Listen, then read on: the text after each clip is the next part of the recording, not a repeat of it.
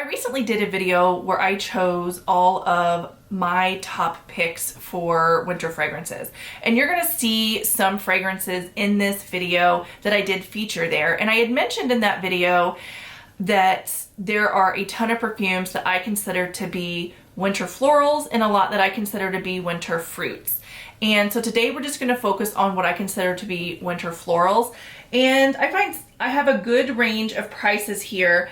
Some are more expensive. Actually, I don't think any of these are too expensive, but some are on the more sort of like pricey designer side. And then I do have a couple of Dossier fragrances popped in here too that are dupes for higher ends. And I do have some of those in here. I do also plan on doing a Dossier video next month, similar to the one I did before with the new scents that I have now, comparing them and just giving a full overview of the scents and comparing them to the originals. So if you haven't checked out that original video that I did, you can find that here, and subscribe if you haven't already so you're notified when I do post the new Dossier video. But anyway, we're gonna hop into it. So the florals that I consider to be like winter florals are more sort of like heavy kind of florals, like rose, which you can make spring. It kind of depends on what you pair it with, but like rose, orchid, lavender sometimes, and jasmine especially. I find jasmine, at least for me, it's very hard for me to wear in the summer because I find it to be too heavy. So this is the time of year where you want to wear the heavy florals, but not like the heavy like white florals. I'm being very specific here. These aren't like your springy, fresh white florals. These are more like those deep dark florals, almost as if they were dried a little bit, like you smell in potpourri. So clearly we're not going to smell like potpourri when we wear these, but that's just kind of like an example of like the heavy floral. It's not like a light, fresh, sort of dewy floral. So I did leave a little bit of room over here to where, as I'm talking about these, I can pop pictures and notes up without having to completely redo my screen like I have been doing. So anyway, we're gonna jump into these, and I wanna start off with rose fragrances. So this one right here is from Elizabeth and James, and this is their Nirvana Rose. I believe this whole line has been discontinued. You can still get it online, and I was actually lucky enough also, my pal Amy got me one of these for Christmas in a travel size so that I can take it with me when I travel. Because although I consider this one to be a winter floral, this definitely has like a green sort of spiciness to it almost that makes it kind of like it's a deep winter floral, but it's also fresh. It's not as heavy as some of the others. So if you didn't want to smell like too heavy or too floral, this is a really good one. Also, I think that this one is obviously perfectly unisex, which I think most of these that I'm talking about are, and even if they're not marketed as unisex, you could definitely wear them if you were a man. But this one I think is just absolutely beautiful. Or if you were wanting rose that didn't smell like a powdery rose or didn't smell like a springy rose, this would be the perfect one to go for. There are only 3 notes listed for this fragrance online, but to me it smells so much more rich. But it says rose, vetiver, and geranium. And I think it's absolutely gorgeous. I'm so sad that they discontinued this line of fragrances. The next rose fragrance I have to talk about is Commodity Velvet. So this one has a creaminess to it that the one that I just mentioned doesn't have. So it's a little bit less fresh. It's not as crisp. And Commodity does have what I think they call like their scent spaces. I forget what they call it, but they have the ones that have like a little minus next to them and then some that have a plus. This is the original sort of version that they have. They have put them in new bottles, which are more, they're longer instead of wider like these, but it's the same thing. So the floral in this one are vanilla flower, rose, and heliotrope. And it's super creamy because it has almond in it as well. And I believe, does it have cloves? Yeah, it has cloves in it. And then in the base, birch, amber, and white woods. It's absolutely gorgeous. It's very creamy, and there's something addictive about it. So I highly suggest this one. And then I have this little tiny guy from Le Labo, and this is Rose 31. And I'm actually gonna spray a little bit on my hand here. Yes, so this has cumin in it, which if you go too heavy with cumin, you're gonna smell like taco meat. But it has just the right amount in here to give it like a spicy kind of earthiness mixed in with the rose and the wood. And it has sort of like a leathery sort of smell to it also. So again, this one isn't creamy like Velvet that I just mentioned. This is, I would say, a more woody version of the first one that I mentioned from Elizabeth and James. This definitely has a lot more wood in it because it's got cedar, guaiac wood, oud. It's absolutely gorgeous. Again, another one that would be a beautiful rose scent for a man or a woman. And I ought to do a video on this, but I have some fragrances that my husband and I both share. And this would definitely be one that I would see him wearing. And I might move it over to that area to where he knows it's like the safe zone on my thing to where he can spray himself. And this one also, I think men might gravitate towards it a little bit more because I find that the oud in here almost goes a little bit sort of like resinous and maybe even slightly like rubbery, like a tire. Like not in a bad way though. So I do have a Dossier dupe for it, and that's kind of the reason why I sprayed it on this hand. I am gonna do a more in-depth video covering the Dossier scents, but let me spray this and I'll just tell you if there are any sort of like upfront differences. So Dossier has a completely different list of notes for theirs. They don't mention the guaiac wood, and Dossier has also put amber in theirs that's not listed in the other one. This one has less of that sort of oud scent, and actually oud isn't even mentioned on here either. So if you're wanting something slightly lighter that doesn't smell like so resinous almost to where it smells like tires, this would be a good alternative. So this is a little bit less strong, a little less woody version, and it's a little bit creamier with that amber added in. It's definitely not as strong, and you can even kind of tell like the concentration on my hand, which I guess it is still pretty shiny. So a lot of the times when you spray perfumes, they tend to dry out, and you notice that both of them on my hands still kind of left that oil on my hands, which is interesting. Yeah, it's definitely a much lighter version. Almost, I would say that I would wear the Le Labo in the winter, and then as my transition, I would probably wear the Dossier in the spring or summer to move out of it, because I think that the Le Labo version might be a little strong for me in the summer. All right, so our next rose fragrance, which is not strictly just rose, and this does have quite a few berries in it. This is the Fenty fragrance.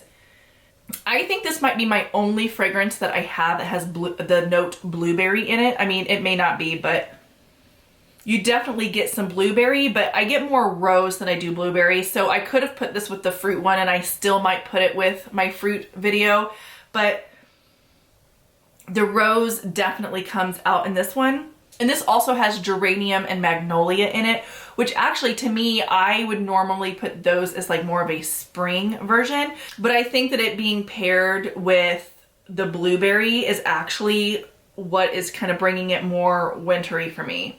So this one's really interesting. I know it was really hyped up when it first came out, and then a lot of people were like, this is weird, I don't like it. But I actually like it a lot, and it grows on me the more I smell it. All right, so now I'm gonna hop into the fragrances that I think center more around jasmine. And these fragrances may also have maybe a little bit of rose or other floral in them as well. But to me, jasmine is a note that really sticks out. I find it very hard to wear in the warmer months. I just think it's overwhelming, even though I think jasmine is a beautiful scent. And this is the time of year where I really like to wear some jasmine scents. So the first one I wanna mention is from Lush. It's the Referral Perfumes Goddess. And this one, like, it reminds me of like an older Chypre, if I'm saying that correctly, sort of fragrance, even though I don't believe this is a Chypre fragrance. I just double checked. It's not, because it doesn't have a citrus at the top. But it's like one of those, and it doesn't have oak moss in it either, but it reminds me of a lot of those because it kind of has that really sort of deep earthy smell to it. And this has oud, sandalwood, osmanthus, jasmine, and then it just says floral notes.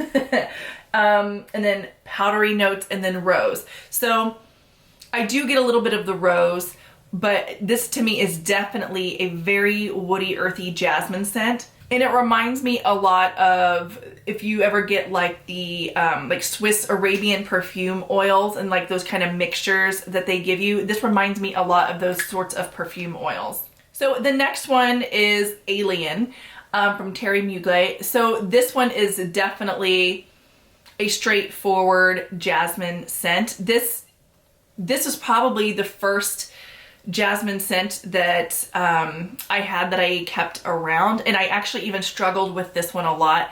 And then when I started wearing it in the colder months, that's when it really like started working for me. And there are only 3 notes listed on the Terry Mugler website and on Fragrantica for this. It just says jasmine, woody notes, and amber. However, I do have the Dossier version of it, and there are quite a few other notes listed on here, like mandarin, cardamom, orange blossom, jasmine sambac, cedarwood, heliotrope flower, amber, and vanilla. And I know that this has vanilla in it just because when I hold it up to the light, I can actually see, yeah, you can kind of see that the fluid's a little bit darker in here. This is one of the oldest fragrances that I have in my collection. This was back, I bought this back when I used to only buy fragrances when I went on trips, and then the fragrance would remind me of that trip before I like just started going crazy and buying fragrances. And I would like to actually get to that place again to where I only buy a new fragrance when I travel. So anyway, this is from then, and you can see I can only wear about 1 spray at a time. That's all I've used in there. I think you can kind of see a little bit, but that's all I've used in here. And I've had this for quite some time. This is the older formula as well. I know that they reformulated. So when I'm comparing it to the Dossier version, I might actually, they might have gone with the new formula, and that could be why there are more notes. And it could also be why this is less strong. This gives me the same scent that I get from the original. Only the original, I can only wear 1 spray because it's very strong. And this one's like, gives me the same thing, but I can actually overspray on this one and it not be a problem. So again, if you're somebody who's a little bit more sensitive, but you still kind of want that smell, you could go with the Dossier version. They are very, very similar. And I do want to update you on the sprays on my hand of the Rose 31 and the Dossier. The longer they sit, the closer they smell to each other. There's less of a difference. And I find with Dossier, it's like one or the other. Sometimes when you first spray the fragrance, they smell exactly alike, and then the dry down goes differently. And then sometimes you first spray them, they smell quite a bit different from one another. And then like this one, they're now almost indistinguishable from the other. So the next one I have is from Clinique, and this is their Aromatics Elixir Black, or just Black Aromatics, something like that. It'll be on the screen. Either way, I find this one to be interesting. Neroli is one of my favorite sorts of floral notes, and I find that normally neroli is in summer fragrances, more summer beachy fragrances. But they've paired the neroli in here with jasmine and osmanthus, and you get like this sort of deep smoky floral. This also has myrrh and tonka in it as well, and it's absolutely beautiful. The fruit in here is plum, or it just says plum tree, so it might be like all of the plum tree. But it's definitely sort of a deeper floral scent. And you can also get these for not like super expensive. I don't think I paid over 40 or 50 for mine. You might be able to find it cheaper elsewhere. All right, so the next fragrance is Tom Ford Black Orchid. I talked about this in my winter picks. Dossier does also have a dupe for this, but I did have it, but I went ahead when I did my last video and I already passed it on to somebody else because I have the original. And this is what I like to call like an everything but the kitchen sink kind of fragrance. This does have jasmine in it, but it obviously also has orchid in it. And I'm gonna go down the list. I have it like written here in front of me, but it's truffle, gardenia, black currant, ylang ylang, which ylang ylang I find to be one of those sorts of scents that you add in to kind of like deepen a fragrance. Like anytime I find ylang ylang in a fragrance, I can almost automatically call it a sort of like winter fragrance. So, and that would be like the same for like frankincense and myrrh and ylang ylang. I put those all like kind of together, even though they're completely different things, because to me those kind of automatically make it a winter fragrance for me. But anyway, then it has jasmine, bergamot, mandarin orange, Amalfi lemon, orchid spices, gardenia, fruity notes. Ylang ylang again is listed. Jasmine again is listed, and then lotus, and then Mexican chocolate, patchouli, vanilla, incense, amber, sandalwood, vetiver, white musk. So this has like everything in it. And what's amazing, it having all of that in there, it is a beautiful deep scent, but it's still kind of clean. It's got kind of got like a crispness to it. And it's so beautiful. Again, men or women can wear this. I think it's so sophisticated.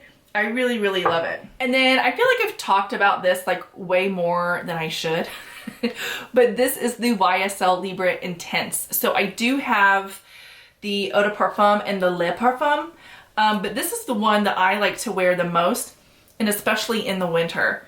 And it has lavender, mandarin orange, bergamot, lavender is listed again, Tunisian orange blossom, jasmine sambac, orchid, vanilla, tonka bean, ambergris, and vetiver. So I think the orchid and the jasmine then also added in this with the lavender, because I think lavender could definitely go spring. That to me isn't a specifically like sort of winter fragrance.